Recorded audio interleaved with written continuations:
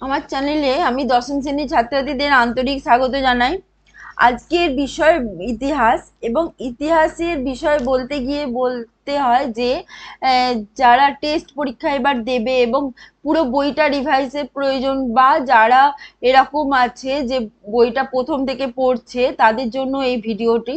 এবং ইতিহাসের বইয়ের প্রথম অধ্যায়টি আজকে আলোচনা করে দেয়া হবে।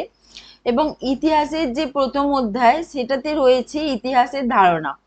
দেখো, যত আমরা নিচু ক্লাসে মানে 6, 7, 8, 9 এই সমস্ত ক্লাসে আমরা ইতিহাস পড়েছি, দেখেছি কোনো একটি বিশেষ সময়ের ঘটনা, বা রাজা মহারাজাদের যুদ্ধ বিগ্রহের ঘটনা, বা রাজ্য জয়ের ঘটনা, বা তার পরিপ্রেক্ষিতে সমাজের কি প্রভাব পড়ছে সেই সমস্ত ঘটনা।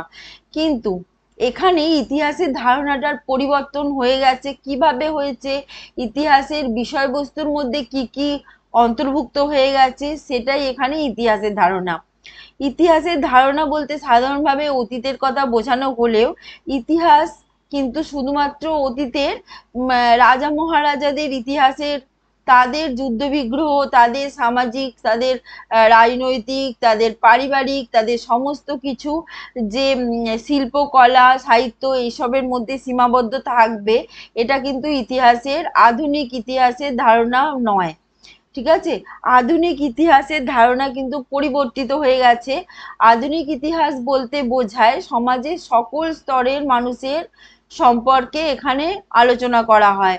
মানে এখানে উচ্চবিত্ত থেকে নিম্নবিত্ত, শ্রমিক শ্রেণী থেকে সমস্ত বুদ্ধিজীবী শ্রেণী, এবং শিক্ষক, চিকিৎসক, সমাজের সমস্ত শ্রেণী, অন্তজ শ্রেণী, ঠিক আছে, সমস্ত শ্রেণী সম্পর্কে আলোচনা করা হবে। শুধু তাই নয়, তাদের জীবনযাত্রা, তাদের শিল্প, খেলাধুলা, সমস্ত কিছু নিয়ে আলোচনা করা হবে। এবার দেখো, ইতিহাসের ইতিহাস, তাহলে ইতিহাস যদি এই রকম বিষয় হয়, ইতিহাস মানে কি, সমাজের সকল স্তরের মানুষের সম্পর্কে বিস্তারিত আলোচনা হচ্ছে ইতিহাস। ঠিক আছে? প্রকৃত আধুনিক ইতিহাস বলতে এটাই এখন বোঝায়। কিন্তু ইতিহাসের ইতিহাস বলতে আবার এই বিষয়েরই আরো গভীরে যাওয়া হবে। তার মানে যদি দেখা যায় যে খেলাধুলার ইতিহাস, শুধু খেলাধুলার ইতিহাসটা যদি আমরা ধরি, তাহলে খেলাধুলার ইতিহাস কবে শুরু হয়েছিল, কিভাবে বিবর্তিত হলো, খেলাধুলা কোন ঘটনাটাকে আমরা খেলাধুলা বা আমোদ প্রমোদ বিনোদনের জায়গায় রাখতাম, এবং পরবর্তীকালে খেলাধুলার কি রূপ পরিগ্রহ করেছে, এই সমস্ত কিছু বিস্তারিত আলোচনা হচ্ছে ইতিহাসের ইতিহাস। মানে আরো খুঁটিয়ে খুঁটিয়ে আলোচনা। ঠিক আছে? এবং এখন শুধু তাই নয়, এছাড়া বিভিন্ন মানুষের চিঠিপত্র, তাদের পোশাক পরিচ্ছদ, খাদ্যাভ্যাস, এই সমস্ত কিছু ইতিহাসের বিষয় হয়ে গেছে। এবং সেই সম্পর্কেই প্রথম অধ্যায়ে আলোচনা করা হচ্ছে। এবং প্রথম অধ্যায় ওই জন্য এই জন্য বলা হচ্ছে যে ইতিহাস বলতে কি বোঝায়, ইতিহাসের ইতিহাস বলতে কি বোঝায়, নতুন সামাজিক ইতিহাস বলতে কি বোঝায়। নতুন সামাজিক ইতিহাস 1960 থেকে 70-এর দশকে এই সূত্রপাত ঘটেছিল। এবং এই নতুন সামাজিক ইতিহাসে সেখানে শুধু রাজা মহারাজাদের ইতিহাস নয়, অভিজাত বর্গ সমাজের ইতিহাস নয়, এখানে আলোচনা করা হয়েছে সমাজের নিম্ন বর্গীয় মানুষ, অন্তজ শ্রেণী, এ সমস্ত মানুষের কথা। ঠিক আছে? যারা সমাজে অস্পৃশ্য, পরিত্যক্ত বলে পরিগণিত হতো, তাদের সুখ দুঃখ, হাসি কান্না, তাদের সমস্ত কিছু এই ইতিহাসের বিষয়বস্তু, নতুন সামাজিক ইতিহাস। এবং এই নতুন সামাজিক ইতিহাস, ঠিক আছে, এই নতুন সামাজিক ইতিহাস ফ্রান্সের অ্যানাল পত্রিকা গোষ্ঠী, এরা এই আলোচনাটা শুরু করে। এবং মার্ক ব্লক, লুসিয়েন ফেবার, ফার্দান্ট ব্রডেল, এরা প্রমুখ, এরা এই আলোচনা করে। এবং এছাড়া ভারতীয় যারা রয়েছে, তারা হচ্ছে রণজিৎ গুহ, পার্থ চ্যাটার্জি, জ্ঞানেন্দ্র পাণ্ডে, শাহিদ আমিন, সুমিত সরকার, দীপেশ চক্রবর্তী প্রমুখ ব্যক্তিরা। এবার দেখো, এখানে বিষয় আছে খেলার ইতিহাস, খাদ্যাভ্যাসের ইতিহাস, খেলার ইতিহাস, খাদ্যাভ্যাসের ইতিহাস, পোশাক পরিচ্ছদের ইতিহাস, এইগুলো যে টপিকগুলো আসছে, আশা করি বুঝতে পেরেছো ইতিহাসের বিষয়বস্তু অনেক বিস্তারিত হয়েছে। ঠিক আছে? আচ্ছা, এবার বিস্তারিত বিষয়বস্তুর মধ্যে যে বিষয়গুলি আসছে, সেগুলো নিয়ে আরো বেশি পুঙ্খানুপুঙ্খ আলোচনা করা হচ্ছে এই এই যে প্রথম অধ্যায়, যেটা হচ্ছে, প্রথমে আসি খেলার ইতিহাস। তাহলে খেলার ইতিহাস বলতে কি বোঝায়, প্রশ্ন এরকম কিন্তু আসে 2 নম্বরে। খেলার ইতিহাস বলতে কি বোঝায়? খেলার ইতিহাস বলতে বোঝায় সুদূর প্রাচীন কাল থেকে বিবর্তনের মাধ্যমে যেভাবে খেলার রূপ পরিগ্রহ করেছে এবং মানুষের কাছে বিনোদনের বিষয় হয়ে গেছে, সেই ইতিহাসের ধারাবাহিক ক্রমকেই আমরা খেলার ইতিহাস বলবো। ঠিক আছে? এবং খেলার ইতিহাসের যদি গুরুত্ব বলা যায় তাহলে বলতে হবে খেলার ইতিহাস যদি আমরা পাঠ করি কি জানতে পারবো। ঠিক আছে? তাহলে এরকম কিন্তু প্রত্যেকটি টপিকই আলোচনার বিষয়। তাহলে খেলার ইতিহাস পাঠ করলে আমরা কি জানতে পারবো? খেলার ইতিহাস সংক্রান্ত বই পড়লে আমরা কি জানতে পারবো? আমরা জানতে পারবো অতীতে কোন কোন খেলা ছিল, অতীতে মানুষ কি কি, রাজা মহারাজারা কি কি খেলা খেলতেন, সাধারণ মানুষ কি খেলা খেলতেন, বা আরো সব গোষ্ঠীবদ্ধভাবে মানুষ কি খেলা খেলতো, বা বিশেষ কোনো খেলার ছিল কিনা সে সম্বন্ধে আমরা জানতে পারবো। খেলা সংক্রান্ত বিষয় নিয়ে কোনো জাতীয়তাবাদী চেতনার উন্মেষ ছিল কিনা সেটাও জানতে পারবো। যেমন 1911 সালে যে ফুটবল খেলা হয়েছিল, সেখানে দেখা গেছে যে মোহনবাগান এবং ইস্ট ইন্ডিয়া কোম্পানির সঙ্গে IFA শিল্ড জিতেছিল মোহনবাগান, এবং সেখানে তাদের জয় আনন্দের উচ্ছ্বাসের মধ্য দিয়ে হিন্দু মুসলিমের একটা ঐক্যবোধ জাগ্রত হয়ে উঠেছিল, যাতে ভয় পেয়েছিল ব্রিটিশরা। ঠিক আছে? সেই জন্য তারা ব্রিটিশ রাজধানী কলকাতা থেকে দিল্লিতে স্থানান্তরিত করে। এটা তাহলে মানে গুরুত্বপূর্ণ একটি বিষয়, গুরুত্বপূর্ণ একটি ঘটনা। এছাড়া 1995 সালে রাগবি বিশ্বকাপে দক্ষিণ আফ্রিকার জয়, এটা বর্ণ বৈষম্যের অবসান ঘটিয়েছিল। তাহলে এটা গুরুত্বপূর্ণ ঘটনা। তাহলে গুরুত্বপূর্ণ ঘটনা কি কি ছিল, তার মানে বলতে গেলে খেলার ইতিহাসের গুরুত্ব বলতে গেলে এই গুরুত্বপূর্ণ ঘটনাগুলো বলতে হবে। ঠিক আছে? এবং খেলার ইতিহাস নিয়ে বই রচনা করেছেন বরিয়া মজুমদার, কৌশিক বন্দ্যোপাধ্যায়, এদের নাম তো গুরুত্বপূর্ণ। এবার আসি খাদ্যাভ্যাসের ইতিহাস। তাহলে খাদ্যাভ্যাসের ইতিহাস বলতে কি বোঝো, এই কোশ্চেন আসতে পারে। খাদ্যাভ্যাসের ইতিহাস কি? খাদ্যাভ্যাসের ইতিহাস হচ্ছে খাদ্য মানুষের একটা, শুধু খাদ্যর মাধ্যমে যদি পেটই ভরে সেটা কিন্তু নয়। খাদ্য কিন্তু একটা মনোরঞ্জনের বিষয়বস্তু। মানসিক মানসিক যে শান্তি, মানসিক যে তৃপ্তি, সেটা কিন্তু খাদ্য দিয়ে থাকে। তাহলে খাদ্যাভ্যাসের পরিবর্তনের মাধ্যমে মানুষের রুচির পরিবর্তন হয়, মানুষের ইচ্ছা অনিচ্ছার প্রকাশ ঘটে। তাহলে এখানে খাদ্যাভ্যাসের ইতিহাস বলতে কি বোঝায়? যে প্রাচীন কাল থেকে বর্তমান কাল পর্যন্ত খাদ্যাভ্যাসের যে বিবর্তন মানুষের মধ্যে দেখা গেছে এবং পরিবর্তিত হয়েছে, রূপ পরিবর্তিত হয়েছে।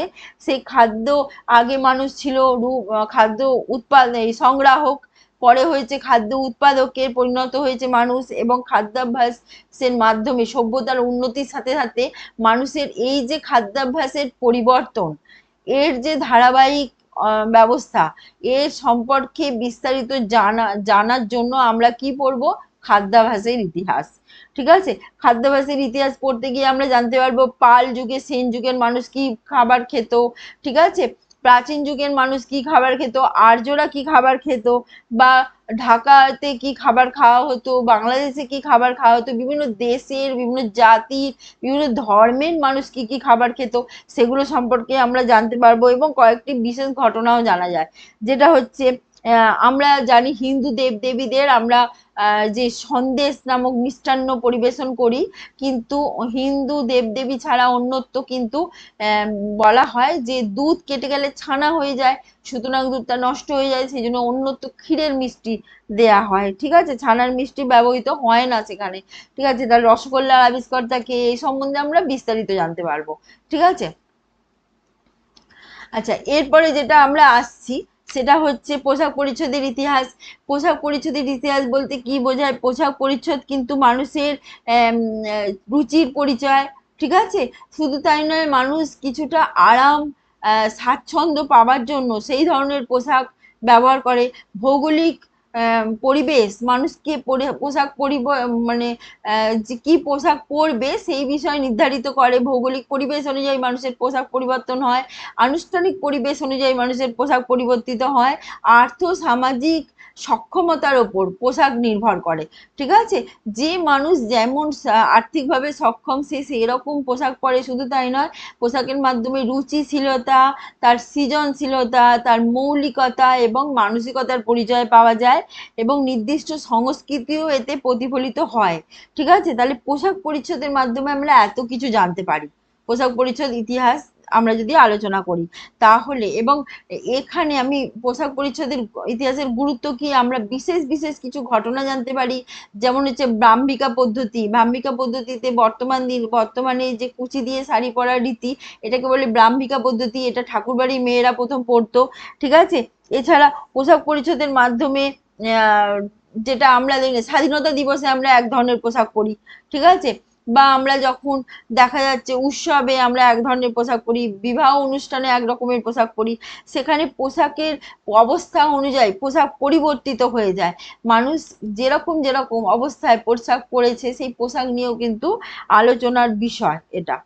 ঠিক আছে, পোশাকের মাধ্যমে পোশাক কিন্তু দিন প্রতিদিন পরিবর্তিত হচ্ছে। আজকে যে পোশাক মানুষ পরিগ্রহ করছে, পরবর্তীকালে সেটা কিন্তু পরিবর্তিত হয়ে যাচ্ছে। ঠিক আছে, আচ্ছা এরপরে আসি শিল্পচর্চার ইতিহাস। শিল্পচর্চার ইতিহাসের মধ্যে আছে সঙ্গীত, নৃত্য, নাটক, চলচ্চিত্র। নাটককে বলা হয় পঞ্চম বেদ। ঠিক আছে, নাটকের মাধ্যমে লোক শিক্ষা হয়, শ্রী শ্রী পরমহংসদেব বলেছেন। ঠিক আছে, আচ্ছা সঙ্গীত, সঙ্গীত কিন্তু মানুষের আত্মাকে ছুঁয়ে যায়। নৃত্যের মাধ্যমে একটা নাটকই পরিবেশন করা হয় অনেক সময়। নৃত্যের মাধ্যমে দেখা যাচ্ছে ভাব ভঙ্গিমা এবং বিভিন্ন রকমের কলা কুশলিতার মাধ্যমে অনেক কিছু বক্তব্য তুলে ধরা হয়, সেটা অনেক সময় অর্থবহ। ঠিক আছে, এবং বেশিরভাগ সময় মানুষের এটা মনোরঞ্জন করে এবং মানুষের ভালো লাগার জায়গা এখানে হয়ে ওঠে। সঙ্গীত নৃত্য মানুষের বিনোদনের জন্য হয়ে ওঠে। এবং নাটক চলচ্চিত্র, সঙ্গীত নাটক চলচ্চিত্র এগুলোর সঙ্গে মানুষের একটা ওতপ্রোত সম্পর্ক আছে, মানসিক একটা সম্পর্ক রয়েছে। এবং মানুষ নিজের সৃজনশীলতা সৃষ্টিশীলতার প্রকাশ এই ঘটনাগুলোর মাধ্যমেই ঘটায়, যেটা হচ্ছে সঙ্গীত নৃত্য নাটক চলচ্চিত্র। ঠিক আছে, এবং সৃষ্টিশীল হয়ে ওঠে মানুষ, সাংস্কৃতিক দিক দিয়ে একজন জাতি পরিপুষ্ট হয়ে ওঠে। এবং দেখা যাচ্ছে যে আমরা ধর্মীয় ক্ষেত্রেও, আমরা সামাজিক ক্ষেত্রে, আমরা বিভিন্ন অনুষ্ঠানে আমরা নৃত্য গীত নাটক এই সমস্ত কিছু সঙ্গীত পরিবেশন করা হয় এবং বিভিন্ন ঘটনার পরিপ্রেক্ষিতেও সঙ্গীত রচনা করা হয়। ঠিক আছে, সেখানে অর্থবহ হয়ে ওঠে সঙ্গীতটা। ঠিক আছে, আমরা দেখেছি স্বাধীনতার সময়, স্বাধীনতার যুগে দেখেছি বিদ্রোহী কবি কাজী নজরুল ইসলাম বিভিন্ন গান রচনা করেছে, সেগুলো মানুষের আত্মাকে ছুঁয়ে যায়, তাদেরকে উদ্দীপ্ত করে, তাদেরকে প্রাণবন্ত করে তোলে, বিপ্লবে আরো বেশি উৎসাহী করে তোলে। তাহলে সেই সমস্ত গান মানুষের কাছে অনেক বেশি প্রাধান্য পেয়েছে। তাহলে এই রকম, এছাড়া আমরা জানি যে উদয় শঙ্কর তিনি একজন প্রসিদ্ধ নৃত্যশিল্পী, তিনি প্রাচ্য এবং পাশ্চাত্যের মেলবন্ধন ঘটিয়েছেন তার নৃত্যকলাতে। ঠিক আছে, এরকম ঘটনা আমরা অনেক শুনেছি। এবং এছাড়া আমরা অনেক লেখকের নাম জানি, যেটা হচ্ছে ব্রজেন্দ্রনাথ বন্দ্যোপাধ্যায়, সত্যজীবন মুখোপাধ্যায়, আশুতোষ ভট্টাচার্য। এরা সব বিশিষ্ট গ্রন্থ রচনা করেছেন এই সমস্ত শিল্পকলা বিষয়। ঠিক আছে, এছাড়া চলচ্চিত্র, চলচ্চিত্র তো আধুনিকতম আবিষ্কার। এবং চলচ্চিত্রের মাধ্যমে মানুষ জীবন্ত কোনো ঘটনাকে জীবন্ত হয়ে উঠতে দেখে। যে ঘটনা তারা বইয়ের পাতায় পড়েছিল সেই ঘটনাই তারা চাক্ষুষ যখন দেখে তখন আরো বেশি করে সেটার সঙ্গে সম্পর্কিত হয়ে ওঠে। সেই জন্য চলচ্চিত্র সবসময় একটা ভালো মানের হওয়া খুব জরুরি। ঠিক আছে, সেই জন্য চলচ্চিত্র যেমন মানুষকে শিক্ষাও দান করে, মানুষের অন্তরাত্মাকে শুদ্ধ করে, সেই সময় পাশাপাশি কিন্তু মনোরঞ্জনও করে, সেই জন্য দিশাও দেখায় পাশাপাশি, সেই জন্য পথপ্রদর্শকের কাজ করে বলে চলচ্চিত্র কিন্তু ভালো মানের হওয়া খুব জরুরি। ঠিক আছে, তা না হলে একটা সঠিক দিশা দেখানো সম্ভব হবে না। আচ্ছা এরপরে আসি স্থাপত্যের ইতিহাস। স্থাপত্যের ইতিহাস বলতে Alexander Cunningham, Parsi বাউন, James Ferguson এদের নাম বিশেষ উল্লেখযোগ্য। স্থাপত্য বলতে বিভিন্ন রকম গথিক স্থাপত্য, যেমন ভিক্টোরিয়া, যেরকম কোনো মিনার, কোনো অট্টালিকা, কোনো দুর্গ, কোনো প্রাসাদ। ঠিক আছে, কোনো কোনো ভবন আর কি, যেমন রাষ্ট্রপতি ভবন, এই সমস্ত কিছু স্থাপত্যের মধ্যে পড়ছে। এবং এই সমস্ত কিছুর ইতিহাস আমরা জানতে পারি যদি সেখানে বেড়াতে যাই। তাহলে আমরা যদি গাইড নিই আমরা দেখবে সেই ঘটনাগুলো আমরা শুনতে থাকি এবং সেগুলোর মধ্যে দিয়ে অনেক গল্প উঠে আসে। ঠিক আছে, এবং দৃশ্যশিল্পের ইতিহাস, দৃশ্যশিল্প হচ্ছে যদি কোনো ফটোগ্রাফির, ঠিক আছে, ফেলিক্স বিয়াতো, তারপরে টাইটলার দম্পতি, এরা এসেছিলেন সিপাহি বিদ্রোহের সময় ফটো তুলবেন বলে, ঠিক আছে, তারা ভারতে প্রথম আসেন ফটো তুলতে। আর এছাড়া ফটো তোলার মাধ্যমে কি হয়, একদম জীবন্ত, একদম যাকে বলে অকাট্য প্রমাণ পাওয়া যায় দৃশ্যশিল্পের মাধ্যমে, ঠিক আছে। পেন্টিং তো মানুষ হাতে করে, কিন্তু ছবি তোলা একদম, তার মানে একদম চাক্ষুষ সে দেখে ছবিটা তুলছে, অকাট্য প্রমাণ, ঠিক আছে। এর মাধ্যমে অনেক ঐতিহাসিক ঘটনার নিদর্শন উঠে আসে এবং ঐতিহাসিক ঘটনার সাক্ষী হয়ে যায় ওই সমস্ত দৃশ্যপটগুলি। দৃশ্য দৃশ্যশিল্পের ইতিহাস ওই জন্য বিশেষভাবে গুরুত্বপূর্ণ, ঠিক আছে। এবং দৃশ্যশিল্পের ইতিহাস তো অবশ্যই জানতে হবে, পড়তে হবে, কারা কারা দৃশ্যশিল্পের ইতিহাসের সঙ্গে সংযুক্ত তাদের কথা জানতে হবে। যানবাহন ব্যবস্থার ইতিহাস বলতে গেলে, যানবাহন তো আমরা একটি জাতির অর্থনৈতিক সামাজিক ইতিহাসের সঙ্গে যানবাহন যোগাযোগ ব্যবস্থা খুবই গুরুত্বপূর্ণ। এবং যেটা হচ্ছে নটিংহাম বিশ্ববিদ্যালয়ের অধ্যাপক পিটার লিথের মতে অনেকেই মনে করেন ইতিহাস চর্চার এই ধারা জাতীয়তাবাদী আলোচনার সঙ্গে সরাসরি সম্পর্কিত। এই প্রসঙ্গে অস্ট্রীয় হাঙ্গেরীয় সাম্রাজ্যের জাতি গঠনের ক্ষেত্রে রেলপথের ভূমিকা বিশেষ গুরুত্বপূর্ণ ছিল। দেখো, রেলপথ আবিষ্কারের সঙ্গে সঙ্গে শিল্প বিপ্লব হয়।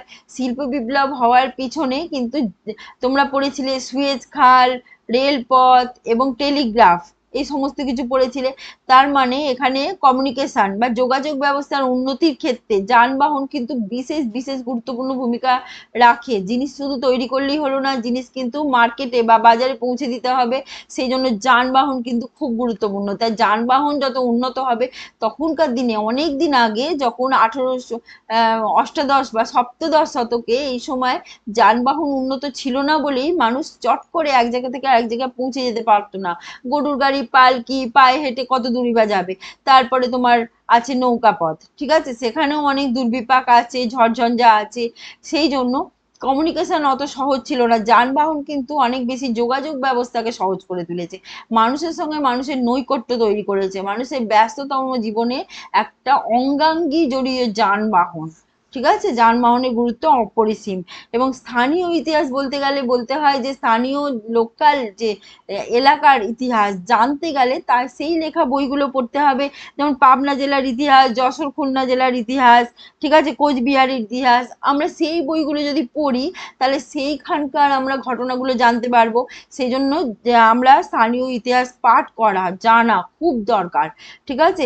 তা না হলে কিন্তু এত খুঁটিয়ে খুঁটিয়ে এত বিস্তারিত ভাবে জানা সম্ভব নয়। সেই জন্য এগুলো খুব গুরুত্বপূর্ণ। কোনো দেশ, মহাদেশ, জাতি, ঘটনাবলী, অতীত ঘটনাবলী, অতীত ঘটনা, সমস্ত কিছু আমরা জানতে পারবো, ঠিক আছে। এবং পরিবেশের ইতিহাসে আসি। পরিবেশ ইতিহাস তো খুবই গুরুত্বপূর্ণ। পরিবেশ নিয়ে অনেক আন্দোলন হয়েছে, যেমন চিপকো আন্দোলন উত্তরাখণ্ডে হয়েছিল, ঠিক আছে, ঠিকাদারদের বিরুদ্ধে গাছ কাটা না কাটানোর জন্য আন্দোলন করেছিল গ্রামবাসীরা, নর্মদা বাঁচাও আন্দোলন এবং ইত্যাদি। আজকে এই পর্যন্ত, বাই।